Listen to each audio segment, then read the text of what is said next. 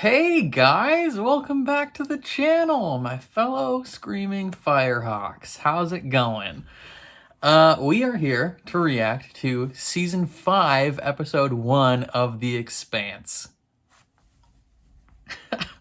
Alright, you guys pumped? I'm pumped. Before we start any of this, I should remind people, I have read the books, so I know what happens. On like a grander, like on a large scale, I know what happens. I don't know necessarily the creative choices they'll take with the show for season 5, but if you're gonna watch my reaction and you see me maybe not be entirely surprised by something that happens, that's why, is because I technically already know. I've read all of the books, except for the latest one that hasn't come out yet, so just be aware. A little catch up. What happened last time on The Expanse, last season? Last season was all about their adventures on Illis, just kind of like the first foray into a new world. We had Holden and the crew kind of playing middleman arbiter between RCE, the company, and a group of belters, and it was just like this fight over who had the rights to live on this planet, and then things started turning on the planet, and the world almost ended there, and it was just like a whole big thing. Meanwhile, in the background, with like Drummer and Ashford, R.I.P. to my bro, we had a man named Marco Inaros.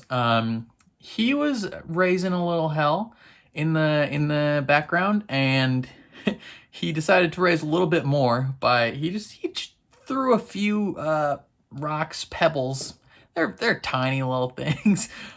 He painted them and then just chucked them at Earth, and that's where we left off. Is with those just kind of hurtling away towards the planet.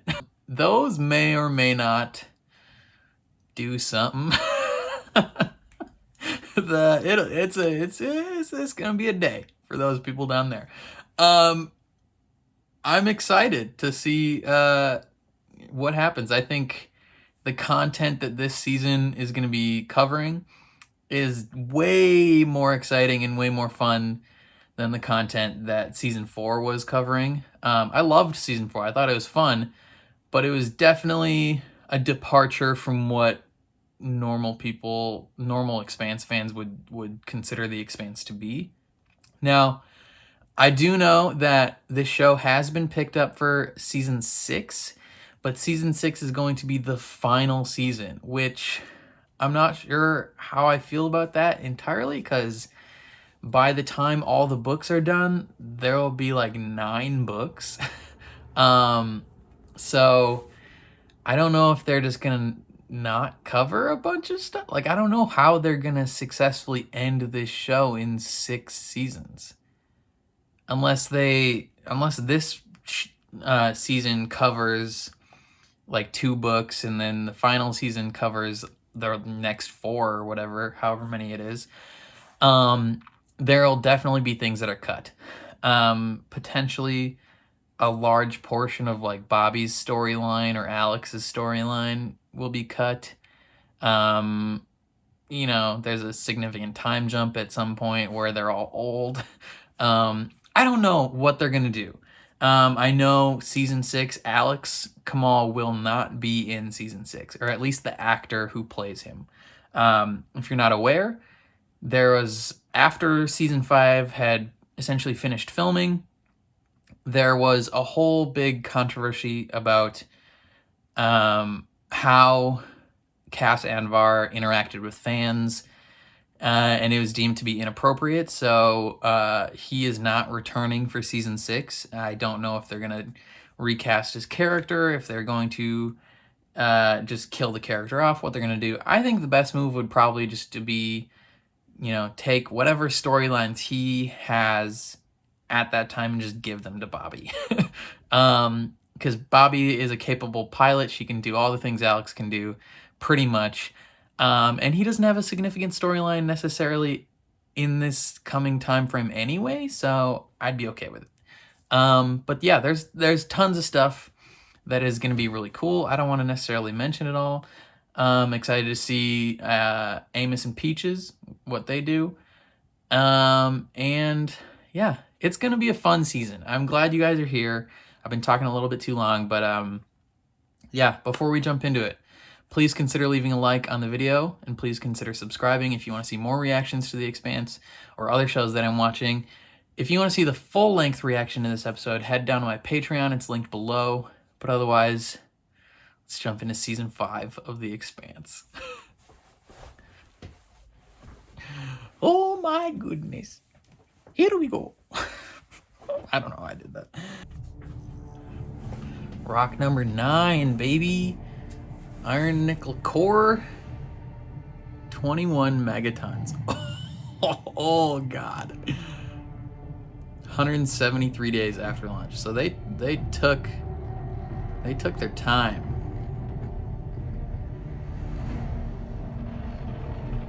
Who is it burning off the stealth paint, or is that one a little too close to the sun?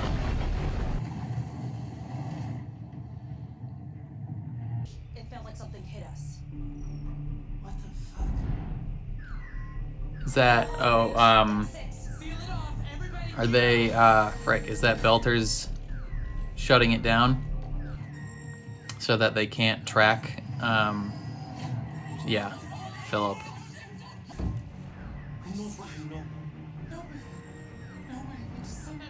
Don't say nobody, that means you're gonna die. Good to go.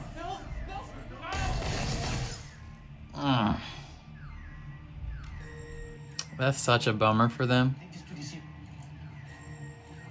Philip, brother, they can't have anybody knowing about the rocks they toss in. You have 30 seconds, you're gonna die.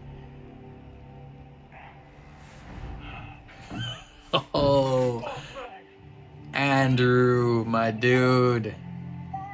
Tell my father what you did. He will be proud of you. Oh.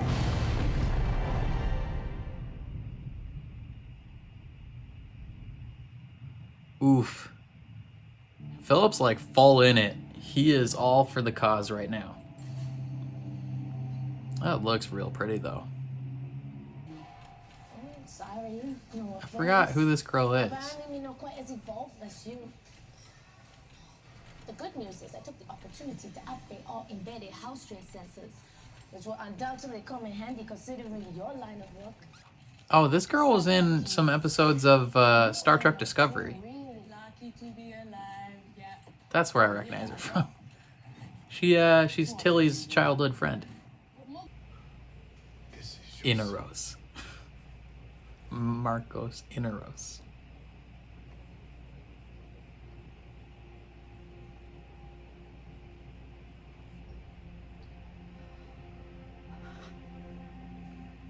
She's like happy, but also real sad about it. Dude, he is still shredded.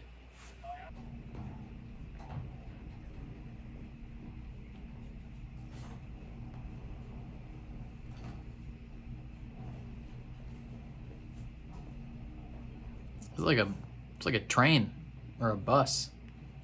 Late and Jenny for changing baths. Snore. No. No.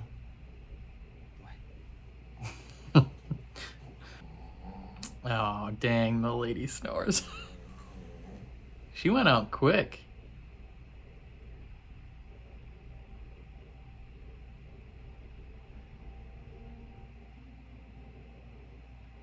In-flight insurance for protect yourself and once you love. It's what you say, give you good peace of mind? But we get insurance before. Dude, this guy's gonna die. You never know what could happen if you don't. Yo, Amos is gonna kill this man. What the fuck are you I talking had to about? get all the way to a maintenance airlock, open an emergency panel, strap a mask on my face without breathing any of that shit in. So good for you. Point is, I learned some things about myself. I learned that I could hold my breath for almost 2 minutes while engaging in physical, stressful activity. So? How much damage do you think I can do to you in 2 minutes before the knockout gas gets to me? Because I'm betting it's a lot. Yep.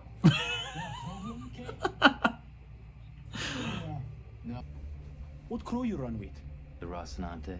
Never heard of him. You probably have. I'm out of context here. Might be, you fucked up, Coyle? Might be you're about to die. Guess we'll find out. I hate waiting.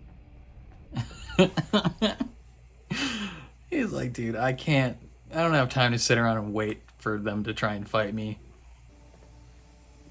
Ant? You must be stupid. He's about to there's only 4 of you. He's about to destroy you.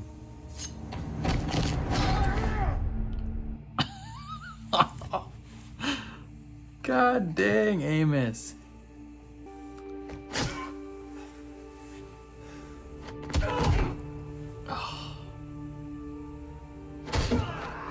He did work on these guys.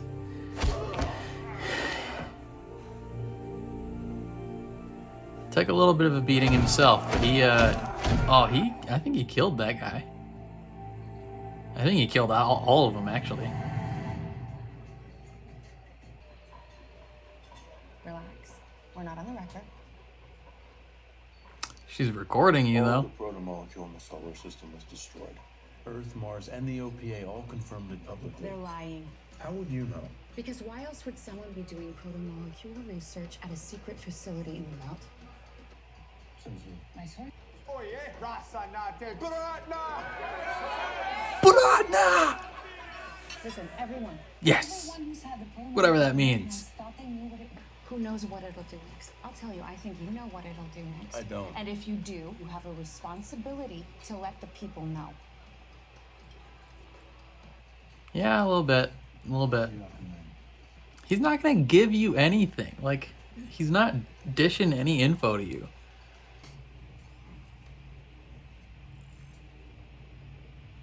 Is he going to visit his kid?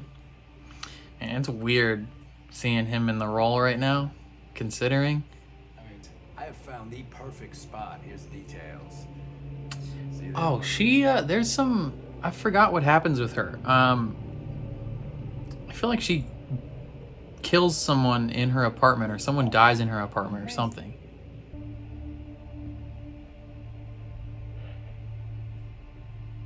Is she sussing out some underground people? Or is she actually looking for that? I forgot.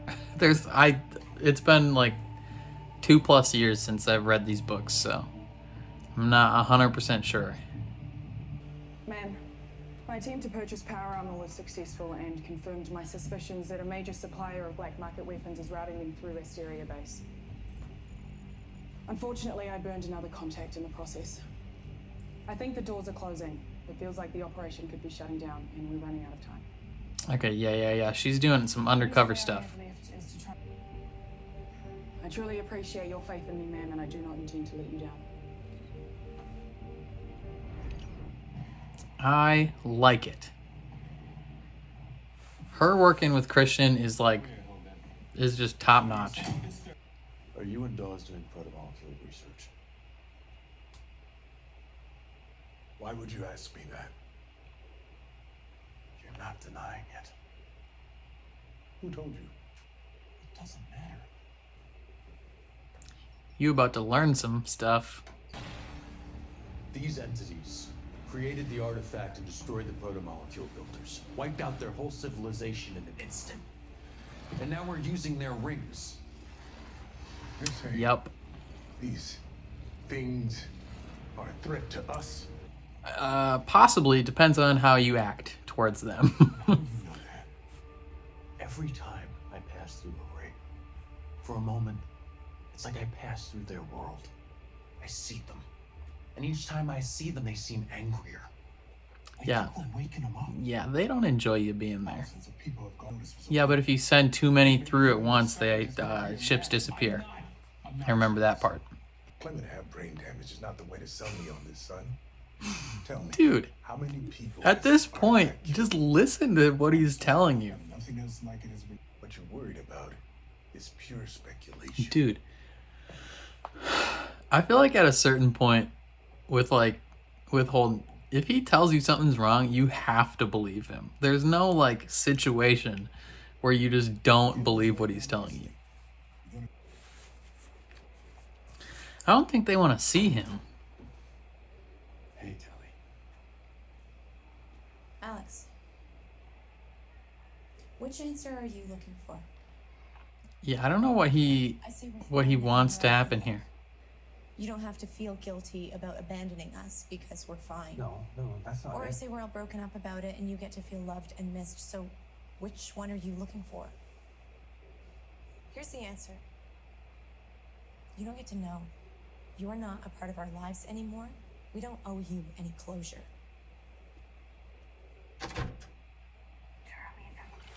Yep. They don't know him jack. Like, Alex is great, but he abandoned his family. And he doesn't get to come home and insert himself back into their lives. Hey, I love you.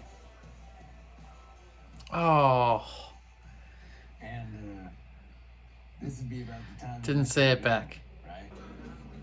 Of course, Alex is in some Texas bar. Cowboy. Some things can't be fixed, and sometimes you're a fucking moron to try. Jesus fucking Christ. If you wanted to be your son's hero, you should have shown up 3 years ago. Get it through your Oof. head. It's over. Move on. Damn, Bobby. This was not a good day for this. Shoot, dude. That was... Okay. That was a little harsh. I mean, true, but harsh. It leaves in a few hours. Yeah, dude, she's going alone. She can't... No, you're not coming with. I leave in a few hours. She is doing this on her own. If I show up with an Earther, with James Holden at my side, it's only going to make things harder. I'll stay aboard the freighter.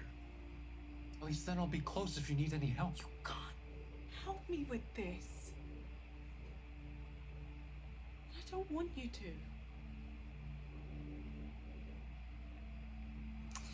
It is something that's deeply personal for her, but I don't know. I feel like if he's your partner, I feel like you could have included him somehow. I saved. This may be the only chance I ever have to see him. His father is gonna get him killed, and if I don't at least try and stop that from happening,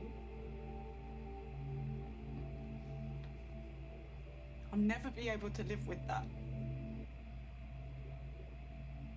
That's fair, but I think you can bring Holden in some respect, you know? Are you and Esberto? Why? First of all, I didn't start it. And second of all, they were all alive when I walked out. They're with Christian, man. They just want to talk. Christian wants to know why the F you're here. When you show up places, things go down. And Christian wants to know what the piss you're doing here. You look like shit. And you look impeccable, as always. What are you doing here? I thought you were like Queen of Earth. A friend of mine died. She was important to me when I was a kid. I'm going back to Baltimore to settle her affairs. You don't see The woman that took care of him. Trust each other. You and I have very different life experiences, Chrissy. Don't call me that. I'm a member of parliament. Chrissy. Not your favorite stripper. You can be both. Yeah, that's what I was about to say. You could be both. Do you know what I'm doing here? Do you intend to kill anyone down there? I won't bail you out if you do. Can I go now?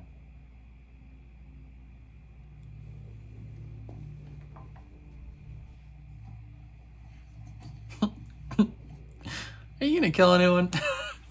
Like, that's an honest question she has to ask him. From time to Like, time, what have you got? are you good? I have to worry about this. Are you gonna kill people? Should be charging you.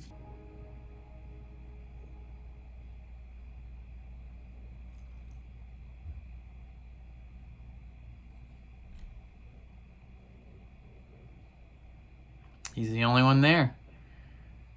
He's all alone in the quiet.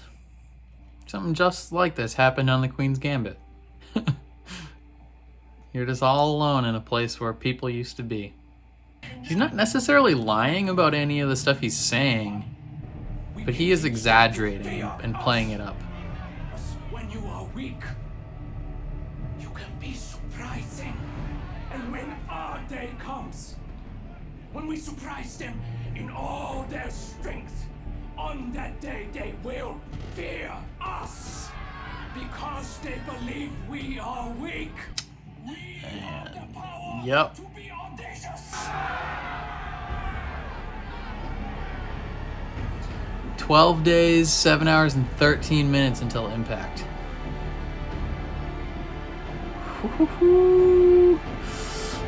Ah! God dang. Oh man. Okay. that was definitely a typical first episode back type episode where nothing crazy happened yet, but we have the buildings of something happening. So I think this was a good episode that it reminded people of like what happened last season with Illis. It reminded people of some of the bigger storylines that are happening, and then it set up some things to go forward, and then also at the end reminded us of the biggest thing that happened. So I like it a lot. Let's start from the beginning, shall we? So we get the prologue. Right? Yeah. So we get the prologue of one of the rocks that they tossed. I think they did this on purpose. They shot it in a way where it got just close enough to the sun to break up a bit and be like debris in a sense. And then Philip and his crew went aboard this research vessel. I almost said research festival.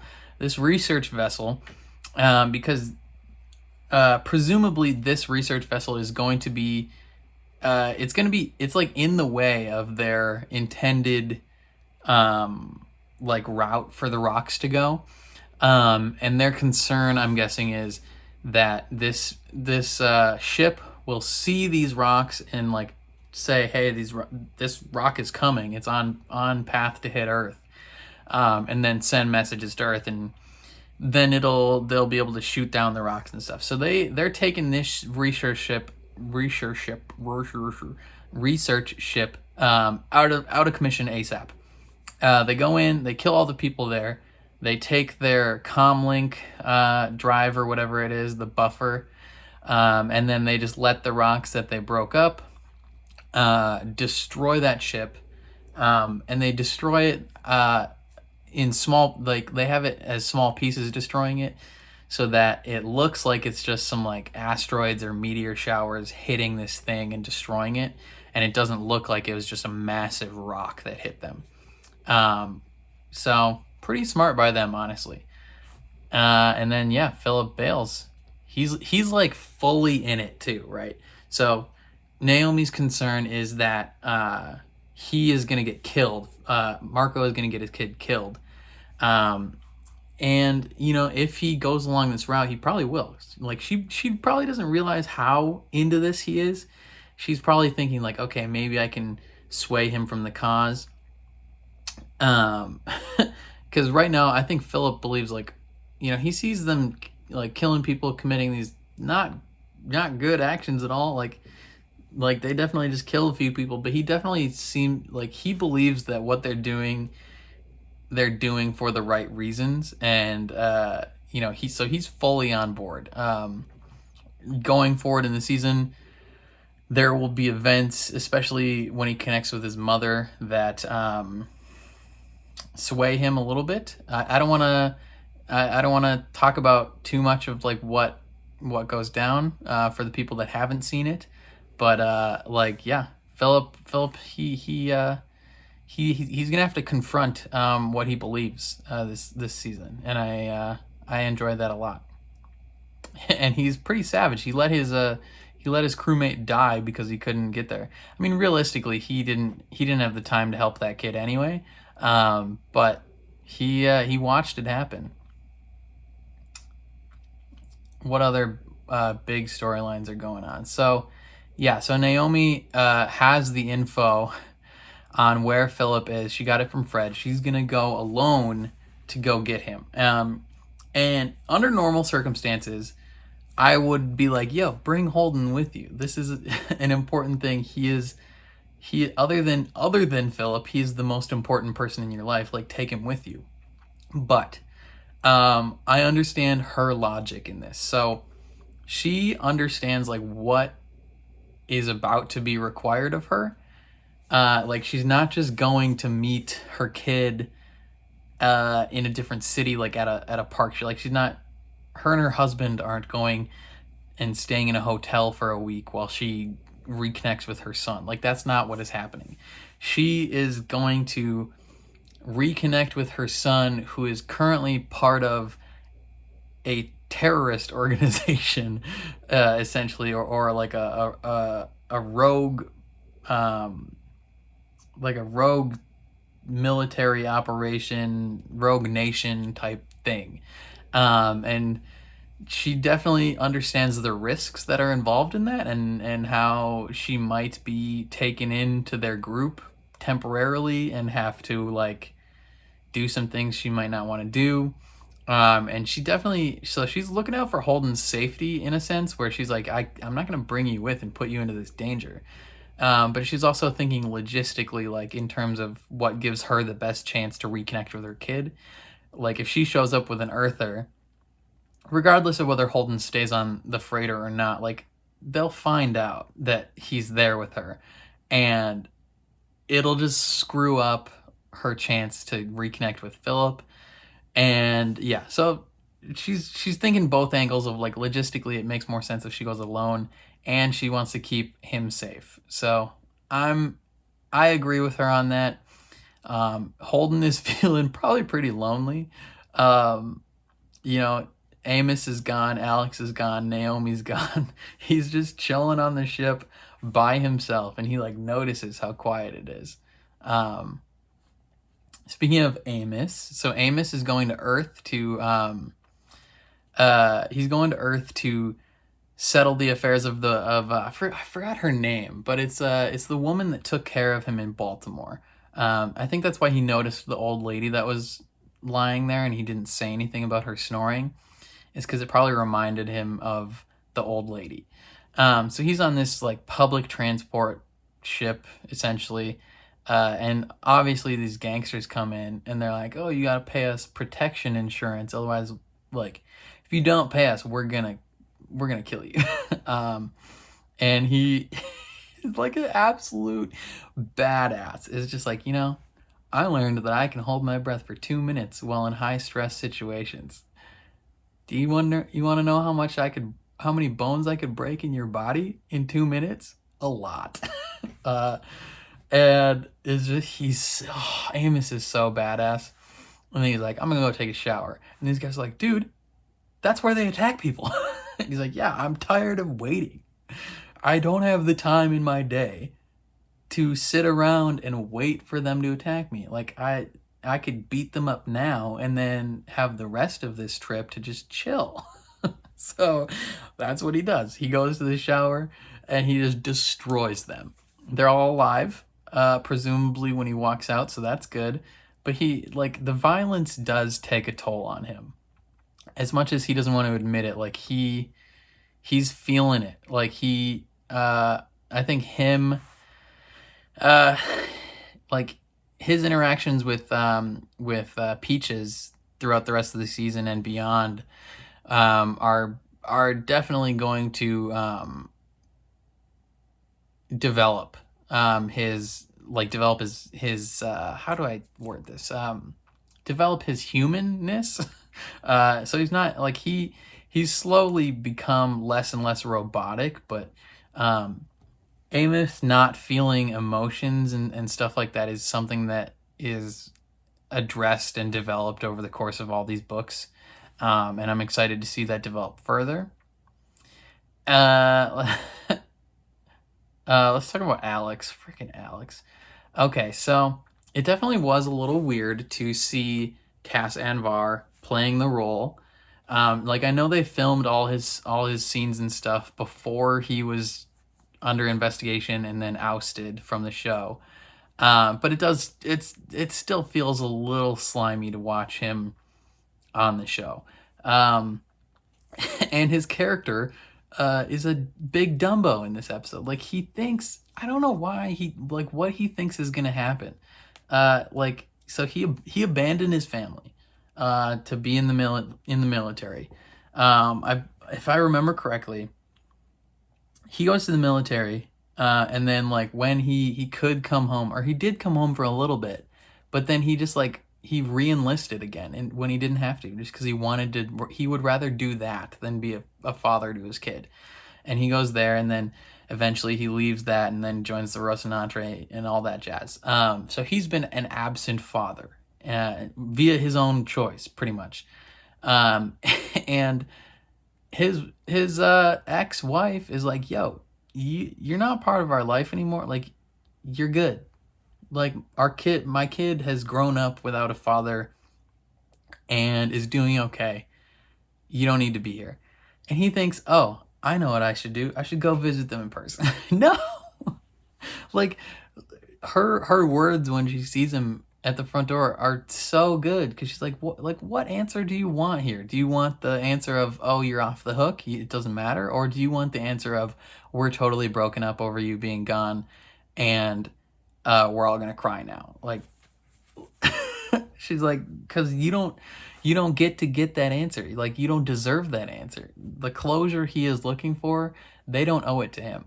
And I like that a lot, honestly. I like the fact that he just tried to show up and reinsert himself into the picture, and she was like, bitch, no. I love that. Partly, like, I love Alex as a character, but he absolutely does not deserve to have a relationship with either of those people. like as much as he technically is their father, like, he bailed. He doesn't get to just reinsert himself when the mom doesn't want him there and the kid doesn't want to really talk to him. Like, he tells the kid, I love you, and the kid just looks down like, yeah, cool. Like, if you loved me, you would have been here for a few years. Like, I'm happy about it. And then Bobby, like, absolutely lays into him. I'm not sure exactly where the hostility was coming from her there.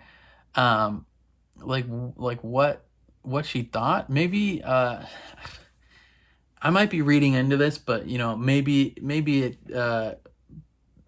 it makes Bobby a little upset to see, she's been witnessing all these Martians leaving Mars for however long, and it probably upsets her a little bit to see another Martian just kind of waltz back in and be like, hey, I'm back after bailing.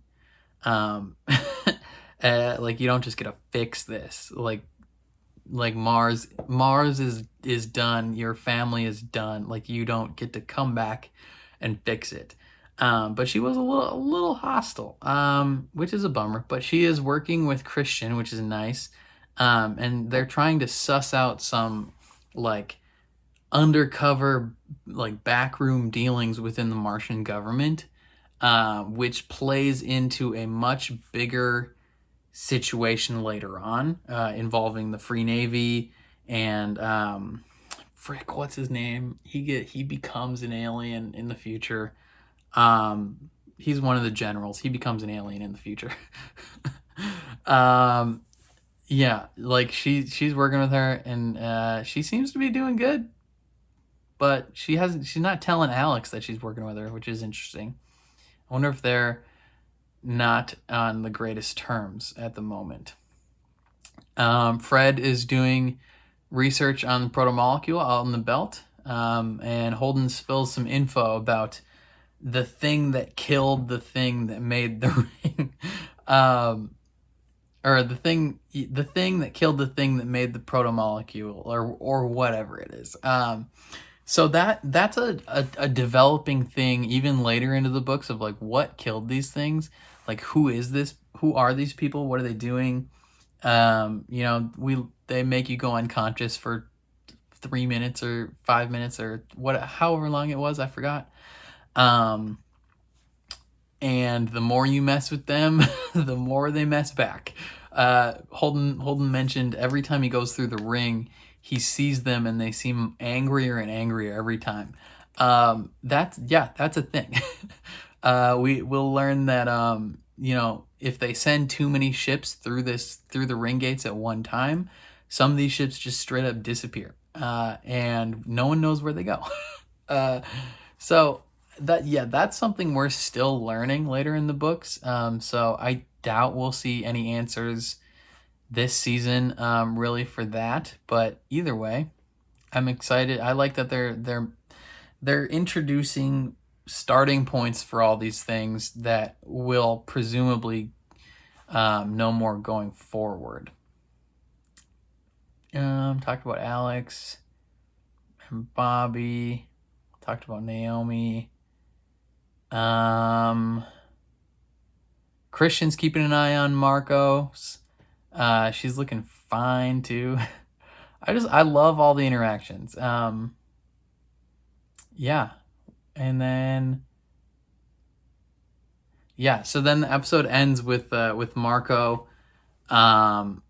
essentially being his crazy charismatic self. Like, he's able to tap into both aspects of what he needs to be as a leader. Like, he can be calm and charismatic and menacing, but he can also rile up the people. So he's like he's really like the perfect leader, like figurehead of a movement in a sense. He's playing on all these Belters' fears and their angers and their frustrations, and he is getting them upset and into a state where they are willing to join a fight. And then now the next step of that is he is going to, like, he's telling them that they are able to rise up because the inners see them as weak. So, like, the whole concept of this is, like, Earth and Mars kind of view themselves as, like, untouchable. Like, there's no thought process within any of their minds ever that the Belters could do anything significant to hurt them. At least not like the home planet. Like, they people living on Earth do not have any fear at all that the Belters are going to harm Earth in any way. And that makes them dangerous. So, like, they don't worry about them. And that's what Marcos is playing on, and that's the plan. He's a smart dude. He's gonna chuck rocks at these people, and he's gonna decimate Earth, and then, you know, all these people that he's been telling them that they are strong and they can fight, they're gonna see the fact that Earth just got crippled, and then they're actually gonna start thinking, oh, we can do this. And that's where the creation of the Free Navy comes into play, and it's actually really, really cool this season, like how this develops and the conflict that it creates. And there's so many cool things that happen this season. I'm really excited.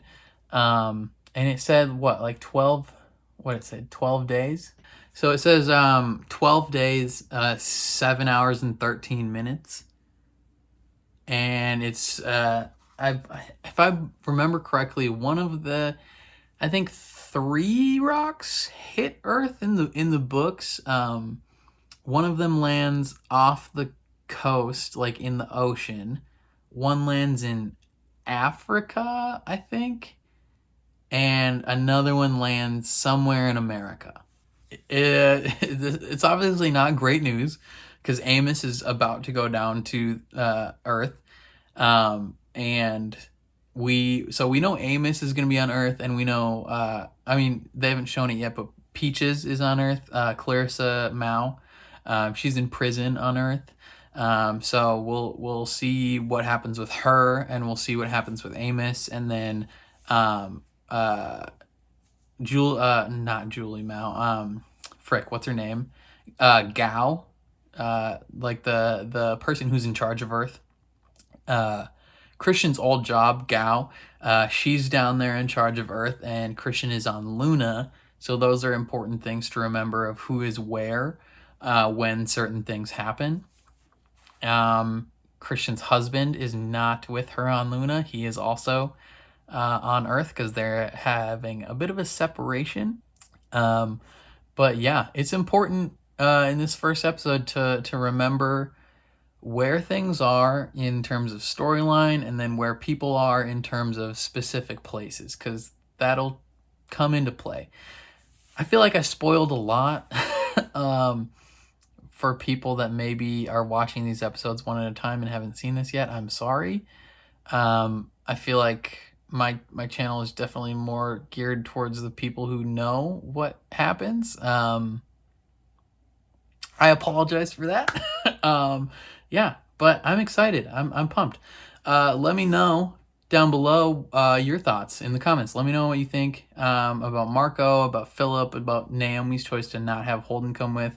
What do you think about Alex trying to be a dad again when he shouldn't be? What do you think about Bobby? What do you think Amos is?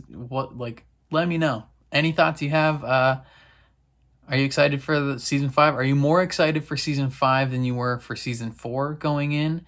Yeah. I don't know. That's all I got, though. If you like what you saw, please leave a like on the video. Please subscribe if you want to see more reactions for the rest of the season of The Expanse, next season of The Expanse, other shows that I'm watching. If you want to see the full-length reaction to this episode, head down to my Patreon, linked below in the description. But other than that, I think that's all I got, and I'll catch you guys next time. Peace.